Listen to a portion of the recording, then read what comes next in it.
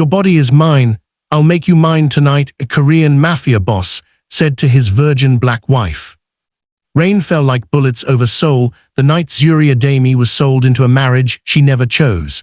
Kang Min-ho, the man the underworld called the Reaper, stared at the trembling bride kneeling before him in white lace, and something ancient cracked open in his chest. He had never wanted anything in his life. Now he wanted her, completely, dangerously, forever. If your heart is already racing, hit that like button right now, because what happens between these two in the next few minutes will leave you breathless. Subscribe before you get lost in this story. You will not want to miss what Min-ho does next. The ballroom of the Kang estate glittered with chandeliers, but Zuri saw none of the beauty. She saw only the exits, counted only the guards. Her father's debts had bought her a wedding dress and a stranger's ring. She was 24, curvy and proud in a body she'd spent years learning to love, and she had never imagined her first kiss would be sealed in front of 200 armed men. Min-ho stood at the altar in a black tailored suit, jaw sharp as glass, eyes darker than the storm outside. He had built an empire from nothing, buried 3 rivals with his bare hands, and never once flinched. But when Zuri lifted her veil and looked at him, chin high despite her fear, something inside him staggered. "She is not afraid of me," he thought. "She is afraid of everything else, not me." He didn't know why that mattered, but it did. Behind him, his uncle and second-in-command, Baek Do-hyun, watched the ceremony with narrowed eyes, already calculating what this marriage meant for the empire's alliances. He had arranged the match himself, a debt settled in flesh and vows, never once considering that the boy he'd raised into a weapon might feel anything for the woman being handed to him. That miscalculation would cost him more than he knew. The next day, Zuri woke in a bedroom larger than her family's entire house, silk sheets, a view of the city, and a note on the pillow beside her, written in careful English, "You will not be touched until you want to be. M." She read it 3 times, unsure whether to feel relief or something more dangerous curling low in her stomach. A soft knock came at the door. An older woman entered, introducing herself as Mrs. Han, the estate's head housekeeper, carrying a tray of food and an expression far kinder than Zuri had expected to find inside these walls. "Master Kang gave strict instructions," Mrs. Han said, setting the tray down gently. "You are not to be disturbed, not to be frightened, not to want for anything. He was very specific." Zuri turned the words over in her mind long after the woman left. A man capable of such violence, giving such careful instructions for her comfort. It didn't fit together, and yet here she was, safe, warm, unbothered, a prisoner treated like something precious. A week passed in careful distance. Min-ho left for meetings before dawn and returned after midnight, always checking, through the housekeeper, through the guards, that Zuri had eaten, that she was warm, that no one had frightened her. He never said a word about it directly. He simply made sure. One evening she found him in the study, blood on his knuckles, jaw tight with something he wouldn't name. She should have been terrified. Instead, she crossed the room and pressed a cold cloth to his hand before he could stop her. "You don't have to do that," he said, voice low. "I know," Zuri answered. "I'm doing it anyway." He watched her, really watched her, the curve of her jaw, the steadiness of her hands, and for the first time in a decade, Kang Min-ho forgot how to breathe. Later that night, he stood outside her door for 11 minutes before walking away. He told himself it was to check the locks. It wasn't. The following morning, Zuri wandered the estate grounds for the first time since the wedding, drawn by curiosity toward the walled garden at the eastern edge of the property. She found roses there, dozens of them, tangled and overgrown, as though no one had tended them in years. "My mother planted those," a voice said behind her. She turned to find Min-ho watching her from the garden path, hands in his pockets, an unfamiliar softness in his expression. "She died when I was 12, he continued, before she could ask. "My father never let anyone touch this garden after that, said it was the only thing in this house that still belonged to her." Zuri knelt beside the roses, careful of the thorns. "They're still alive, barely, but alive." "Like most things in this family," he said quietly, and for a moment The coldest man in Seoul looked almost young, almost breakable. That afternoon, without telling anyone, Zuri began pulling weeds from around the rose beds. By the time Min-ho found her hours later, dirt on her hands and a satisfied smile on her face, something in his chest had rearranged itself permanently. 3 days later, Min-ho surprised her with something no one expected, an afternoon away from the estate entirely, a rare and dangerous indulgence for a man who trusted almost no one with his wife's safety. He took her to a quiet bookshop tucked into an alley he'd apparently frequented as a boy, before power and violence had claimed his life. "I used to hide here," he admitted, running a hand along a shelf of worn paperbacks. "When things at home got too loud, the owner never asked questions, just let me read until it was safe to go back." Zuri watched him move through the narrow aisles with an ease she'd never seen in him before, no guarded posture, no calculating gaze scanning for threats, just a man quietly revisiting the last soft place he'd known before the world hardened him. She selected a worn novel from the shelf and held it out to him. "For the study," she said, "something that isn't a ledger or a threat assessment." He took it like it was worth more than anything in his vault. "I'll read it," he promised, and something in his voice told her he meant it. They stayed until the shop owner, an elderly man who greeted Min-ho like a long-lost grandson, insisted on brewing them tea. For 2 hours, surrounded by dusty shelves and the smell of old paper, Kang Min-ho was simply a man in love, and Zuri allowed herself, for the first time, to imagine a future where that was all he ever had to be. Word spreads fast in the underworld, and it wasn't long before Seo Junwoo, heir to a rival syndicate, arrived at a gala with his eyes fixed on Zuri like she was something to be claimed. He took her hand, kissed her knuckles, murmured something in Korean she didn't understand, but Min-ho understood every word, and his glass nearly shattered in his grip. "She's my wife," Min-ho said, stepping between them, voice quiet as a blade drawn slow. "For now," Junwoo smiled, unbothered. Zuri felt the temperature in the room drop 10 degrees. She had never seen Min-ho's eyes go that flat, that lethal. He didn't raise his voice. He didn't have to. Junwoo left the gala 20 minutes later, and 3 of his bodyguards left in an ambulance the following morning. Min-ho never confirmed it. He never denied it either. Driving home, Zuri finally asked, "Were you jealous?" Min-ho's hands tightened on the wheel. "I don't get jealous." "You broke a man's ribs." "He touched what's mine." The word mine settled somewhere deep in her chest and refused to leave. News of the confrontation traveled quickly through Seoul's underworld, reaching ears Min-ho had hoped to keep it from. His uncle Do Hyun cornered him the next morning in the estate's private gym, arms crossed, disapproval etched into every line of his face. "You humiliated Junwoo in front of half the city's syndicates over a woman who was supposed to be nothing more than a transaction," Do Hyun said. "This marriage was meant to settle a debt, not start a war." "She is not nothing," Min-ho said, voice dangerously quiet, not pausing his training. "She is a complication." Min-ho finally turned, and the look on his face made even his uncle take a step back. "Careful, uncle. You raised me to protect what's mine without hesitation. Don't be surprised when I do exactly that." Do Hyun left without another word, but the seed of concern he carried out of that room would not stay quiet for long. By the end of the second week, the ice between them had started to melt into something neither of them could name. Zuri began leaving books in the study she thought he might like. Min-ho started coming home earlier just to see her curled on the window seat reading by lamplight. Small things, dangerous things. One rainy afternoon, the power went out across the estate. Zuri, startled by the sudden dark, called his name before she even realized she'd done it. He was there in seconds, flashlight in hand, checking every corner of the room like an assassin clearing a target, except the only thing he was protecting was her fear. "I'm sorry," she whispered. "I know it's silly." "It's not silly." He knelt beside her chair, closer than he'd ever allowed himself to be. "Being afraid of the dark doesn't make you weak, Zuri. It makes you human." It was the first time he'd said her name like that, soft, deliberate, like it belonged in his mouth.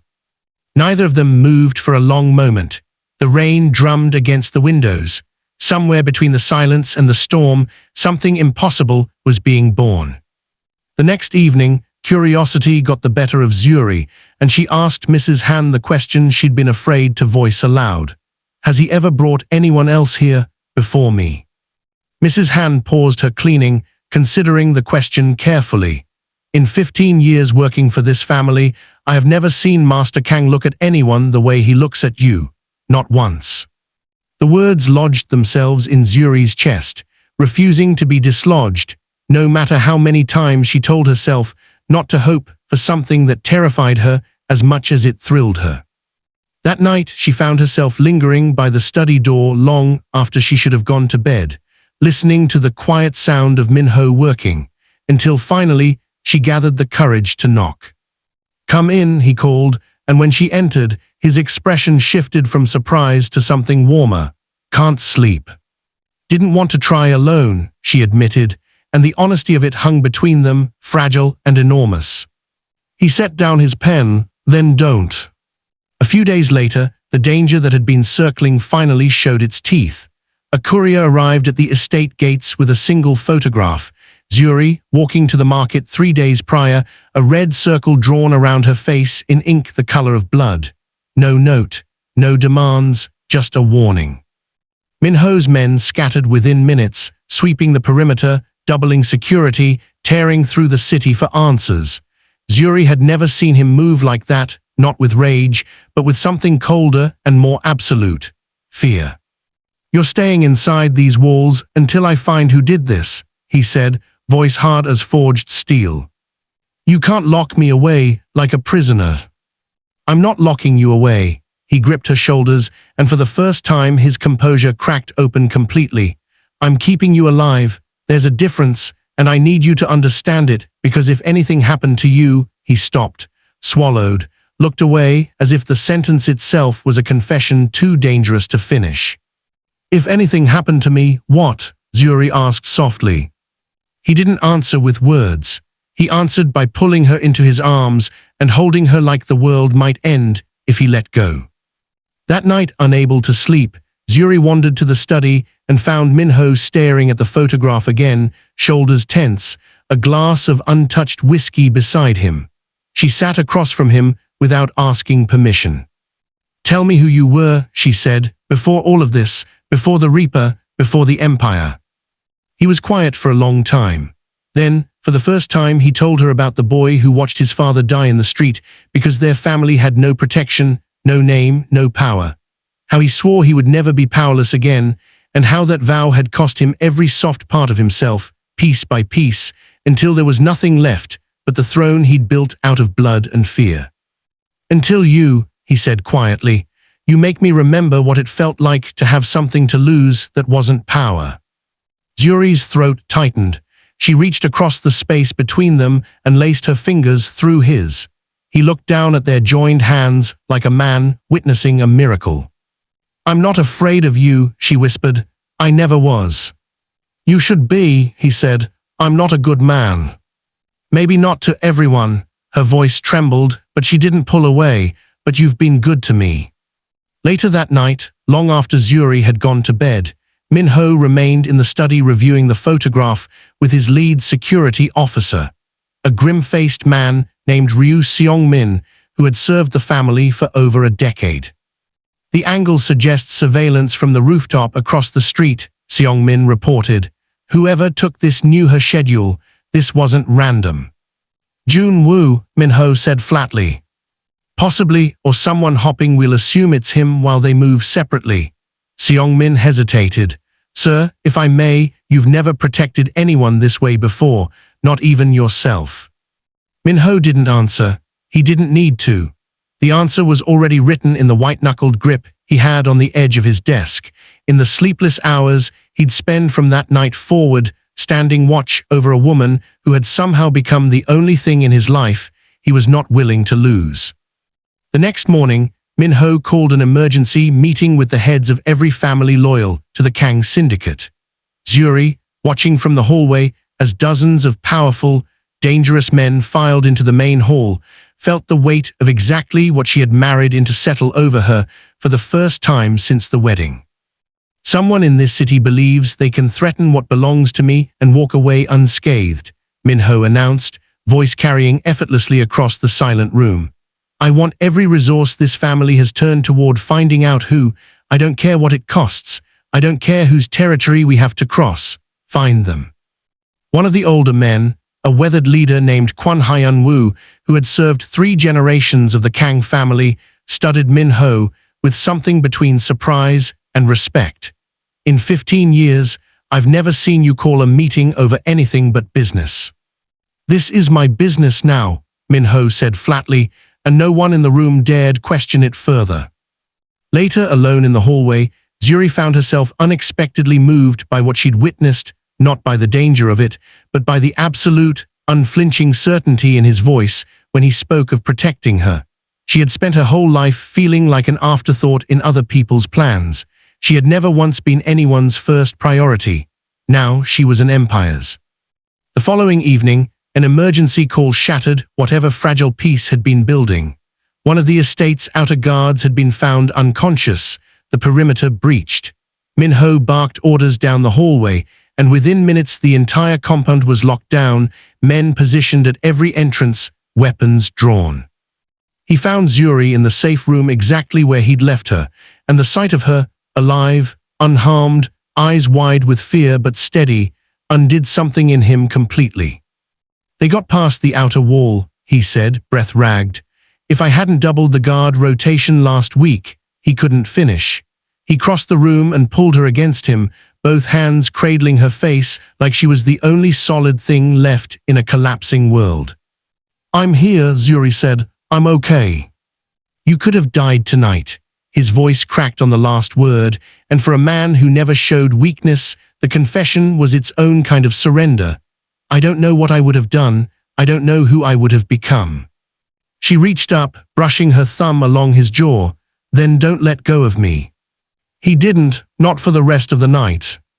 If you're as invested in Min-ho and Zuri's survival as I am, smash that like button right now. It genuinely helps this channel keep bringing you stories like this one every single week. The catalyst came 3 nights later, when Min-ho returned from a violent confrontation with the men responsible for the threat against her, bruised, bloodied, but alive. Zuri found him in the bathroom, trying to clean a gash along his ribs with unsteady hands, and something in her simply broke open. Let me, she said, taking the cloth from him before he could argue. Her hands were gentle where his life had been anything but. As she worked, she could feel the tremor beneath his skin, the exhaustion of a man who had spent his entire existence being strong for everyone and soft for no one. Why do you look at me like that? She whispered, not lifting her eyes from his ribs. Like what? Like I'm something you're afraid to want. His hand caught her wrist, stilling her. When she finally looked up, the raw hunger and fear tangled in his expression stole the breath from her lungs. Because I am, he admitted. I've spent my whole life making sure nothing could be taken from me. And then you walked into that ballroom in white, and I understood for the first time what it means to be terrified, not of dying, but of losing something before I even let myself have it. Zuri's heart pounded so hard she was certain he could hear it. Then stop being afraid, she breathed, just for tonight. The space between them collapsed. His hand slid into her hair, hers pressed flat against his chest, where his heart hammered beneath her palm. And every wall either of them had spent years constructing came down in the space of a single, breathless kiss. What followed was not spoken of in detail, only felt in the quiet that came after, in the way the candlelight dimmed and the city noise faded, in 2 people who had spent their whole lives guarding themselves finally choosing to be undone by each other. It was tenderness wrapped in desperation, desire tempered by reverence, a night neither of them would ever be able to describe in words that did it justice. If you felt that shift in the air, drop a comment right now telling me where you're watching this from. I read every single one, and I want to know who's on this journey with Zuri and Min-ho tonight. Somewhere in the smallest hours of the night, long before dawn threatened the horizon, Zuri lay curled against Minho's chest, listening to the steady rhythm of his heartbeat. Still not quite believing the walls both of them had spent so long guarding had finally come down. His fingers traced idle patterns against her shoulder, unhurried, reverent, as though he were memorizing her. "I keep waiting to regret this," she admitted quietly into the dark. "Some part of me keeps expecting to feel like I gave something away." "Did you?" His voice was low, careful, ready to hear whatever answer she gave. "No," she said, and meant it completely. It didn't feel like losing anything. It felt like finally being seen. He pressed a kiss to the top of her head, holding her a little tighter. "That's all I've wanted since the moment you walked into that ballroom. Not to take anything from you, Zuri, just to be trusted with what you chose to give."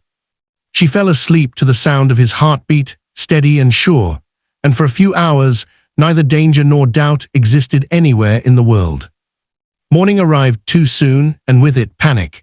Zuri woke wrapped in Minho's arms, sunlight spilling gold across the sheets, and instead of peace, she felt only dread rising in her throat.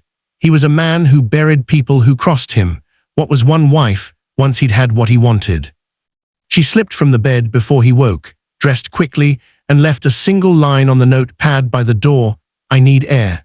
She didn't tell him where she was going, because she didn't know herself, only that she needed to run before he could tell her she'd been foolish enough to believe last night meant something. Minho woke to an empty bed and ice down his spine. The note might as well have been a blade through his chest. He tore through the estate calling her name, and when he realized she'd taken nothing, no bag, no money, just herself, the fear that gripped him was unlike anything he'd felt in his violent, guarded life. "Find her," he snarled at his men. "Find her now." Zuri hadn't gone far, only to the small chapel garden at the edge of the estate grounds, where she sat on a stone bench with her knees pulled to her chest, replaying every second of the night before and hatting herself for how much she'd wanted it to mean something real. She heard his footsteps before she saw him.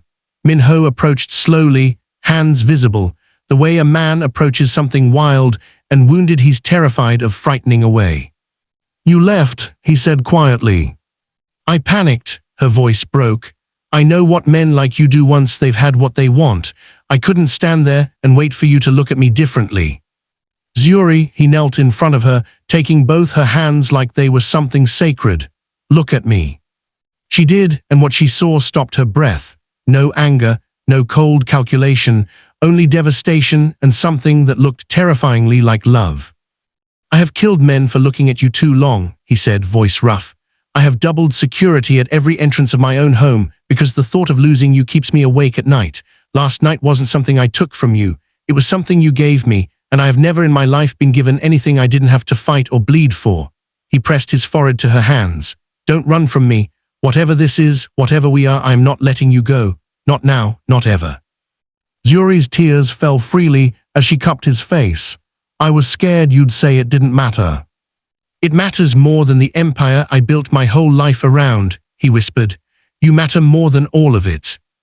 They walked back to the estate slowly, hand in hand, neither in a hurry to end the fragile peace that had settled between them.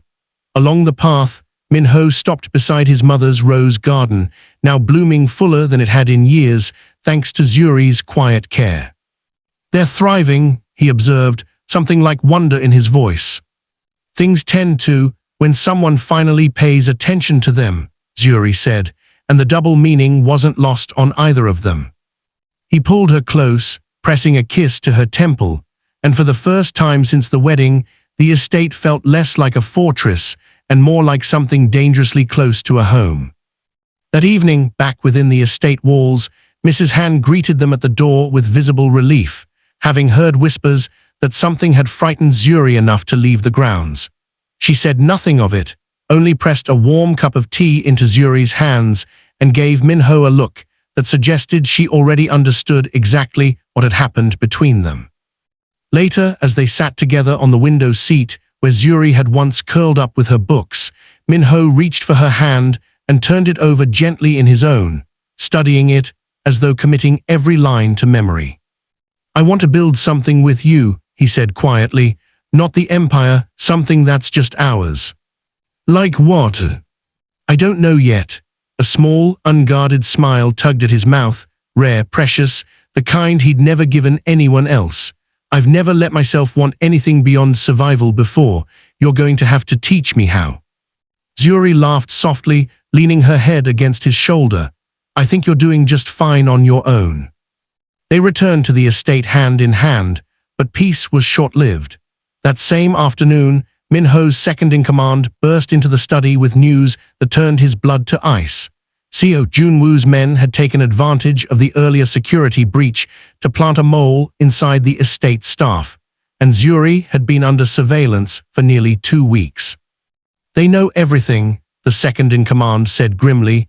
Her routine, her weak points, the guard rotations. Junwoo isn't just trying to provoke you anymore, sir. He's planning to take her. Min-ho's expression went deathly calm, the calm of a man who had already decided how many lives this would cost. Lock down every exit. Nobody leaves, nobody enters, until I find the mole myself. Zuri, listening from the doorway, felt her stomach drop. Min-ho. You are not leaving my sight, he said, turning to her, voice absolute. Not for a second. Do you understand me? I don't care what it costs. I will burn Junwoo's entire operation to ash before I let him lay a single finger on you. By the following evening, the mole had been found, a young groundskeeper who'd been paid handsomely for information, too frightened of Junwoo's retaliation to refuse. Min-ho dealt with the betrayal swiftly and without mercy, but the damage was already done. Junwoo knew the estate's weaknesses, and he wasn't a man who waited long to strike. While the household braced for retaliation, Du-hyun approached Min-ho one final time, his earlier disapproval replaced by something closer to grudging respect. I underestimated what this marriage would become, he admitted. I'm placing every man loyal to this family at your disposal. Protect her. I won't stand in the way again. Min-ho nodded once, the closest thing to gratitude he allowed himself to show. Then let's make sure Junwoo regrets ever setting his sights on my wife. The attack came at midnight, 3 days later, under cover of a citywide blackout that Junwoo's men had engineered themselves. Gunfire erupted at the east gate. Zuri was ripped from sleep by Min-ho's hands hauling her from bed, his voice sharp with command as he pushed her toward the safe room. Stay here, do not open this door for anyone but me. Do you understand? Min-ho, please.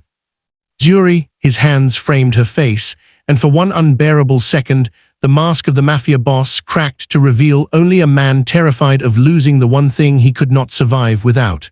I need you alive. I need you safe. Let me do this. He kissed her once, hard and desperate, and then he was gone, swallowed by the dark and the sound of gunfire. The battle raged for nearly an hour. Zuri sat in the locked room, hands pressed over her ears, praying to every god she'd ever believed in that the next set of footsteps outside the door belonged to him and not to Junwoo's men. She could hear shouting in Korean, the sharp crack of gunfire echoing off stone walls, and somewhere beneath the chaos. She thought she heard Min-ho's voice, furious, commanding, alive. At one point, the safe room door shuddered under a heavy blow, and Zuri scrambled back against the far wall, heart hammering, certain this was the moment everything ended. But the pounding stopped as quickly as it started, followed by the unmistakable sound of a body hitting the floor outside, and then silence. When the door finally opened, it was Min-ho, bloodied, exhausted, a fresh wound along his shoulder, but alive. Zuri threw herself into his arms so hard he stumbled, and neither of them cared.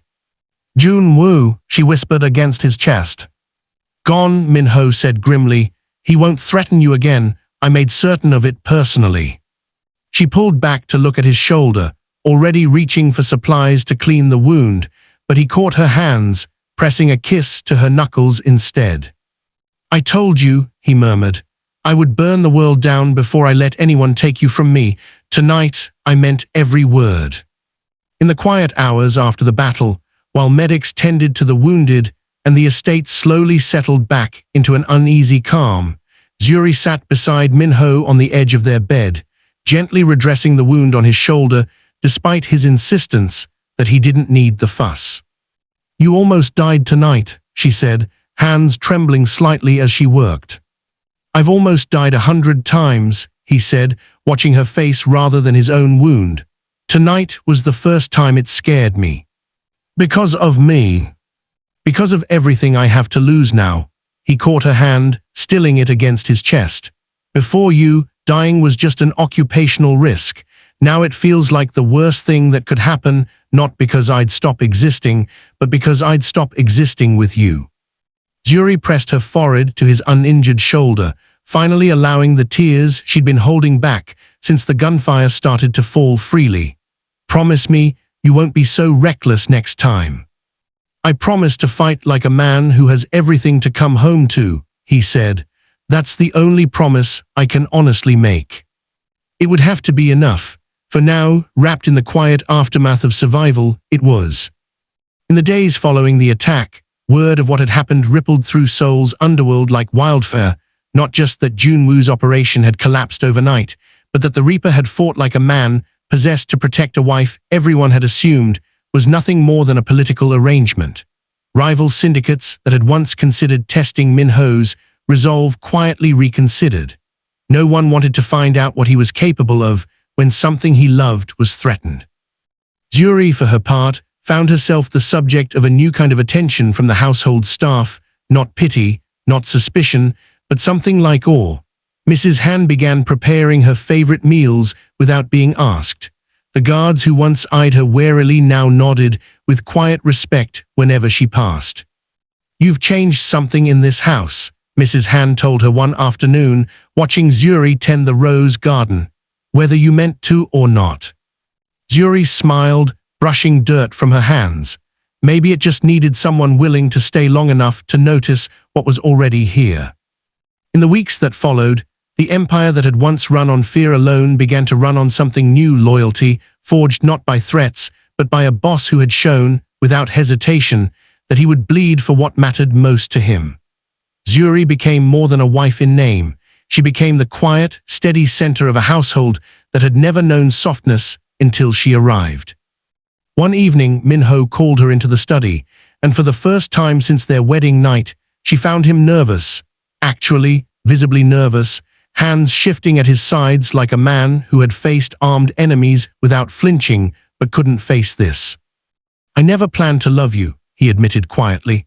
I married you to settle a debt. I never imagined that the woman my father's enemies handed to me in white lace would become the reason I want to keep living beyond the empire, beyond the throne, beyond everything I thought mattered. He knelt, and from his coat pocket, he produced a ring far simpler than anything befitting a man of his power, small, elegant, chosen with a tenderness that told her he'd thought of nothing else for days. Marry me again. Not because your father owed a debt, not because tradition demanded it. Marry me because I am asking you freely with everything I have left to give. Yuri's hands trembled as she reached for him. Yes, she whispered. Yes, 1,000 times yes. If this love story has you holding your breath, make sure you're subscribed, because stories like this one are only just beginning, and you don't want to miss what's coming next on this channel. News of the engagement spread quickly to Yuri's family back home, and within days, her mother arrived in Seoul, cautious, protective, and prepared to hate the man who had taken her daughter into a world of danger. But watching Min-ho across the dinner table, the way his eyes softened every time Yuri spoke, the way he reached for her hand without seeming to notice he'd done it, her mother's guarded expression slowly began to thaw. You love her, her mother said simply, after Yuri had excused herself from the room. More than I understand how to say, Min-ho admitted. Then say it with your actions. That will always speak louder in a family like ours. Her mother studied him a moment longer, then nodded, something settling between them. Take care of my daughter, Kang Min-ho, or you will answer to more than the men in this city. He almost smiled. I wouldn't expect anything less. In the days leading up to the wedding, the estate transformed into something Yuri could hardly recognize, no longer a fortress braced for attack, but a home preparing for celebration. Guards who once patrolled with grim faces now helped string lanterns through the garden. Mrs. Han fussed over flower arrangements with the same fierce devotion she'd once reserved for guarding Yuri's meals.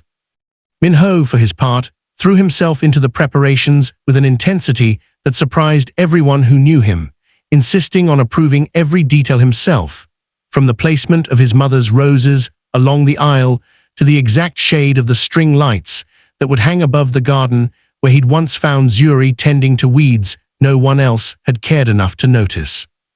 "You don't have to do all this yourself," Zuri told him one evening, finding him hunched over seating arrangements at nearly midnight.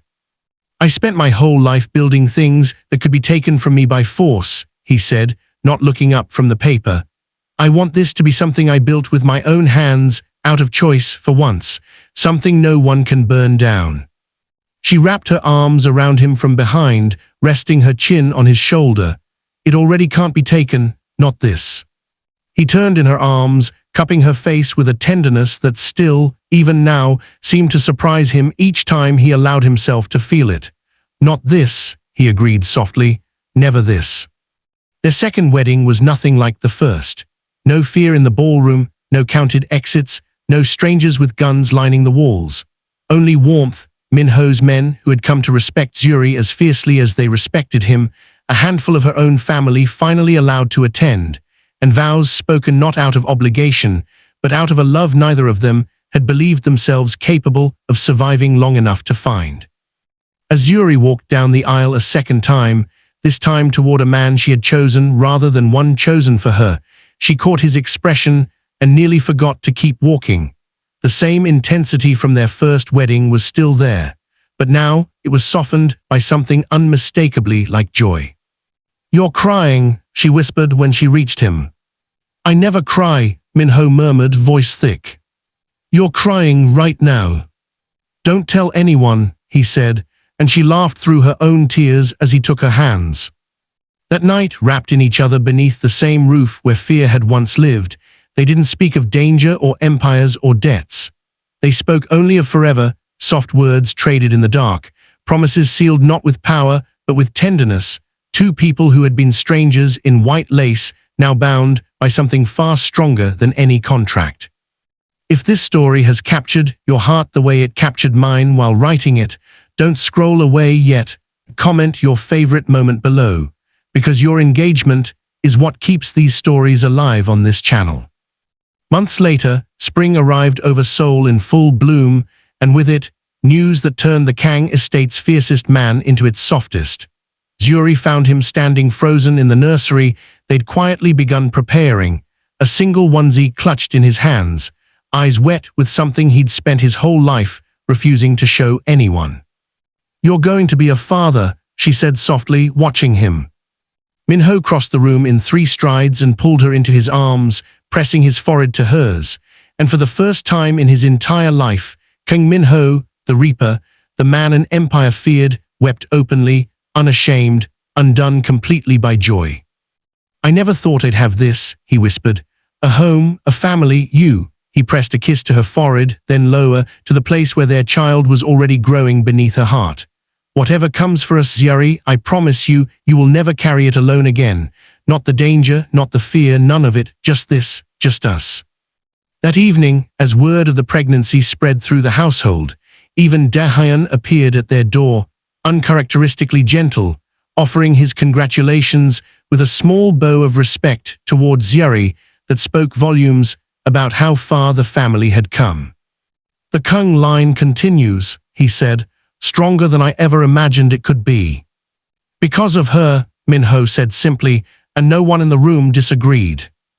In the weeks that followed the announcement, Minho began quietly transforming pieces of the estate Zuri had never expected him to touch. The old rose garden expanded into a proper courtyard where a child could play safely within sight of the guards. The empty east wing slowly filled with soft furniture and warm kulkas, utterly unlike the cold elegance that had once defined the house. "You're nesting," Zuri teased one afternoon, watching him argue with a contractor over the safety rails for a staircase that wouldn't need to accommodate a toddler for another year at least.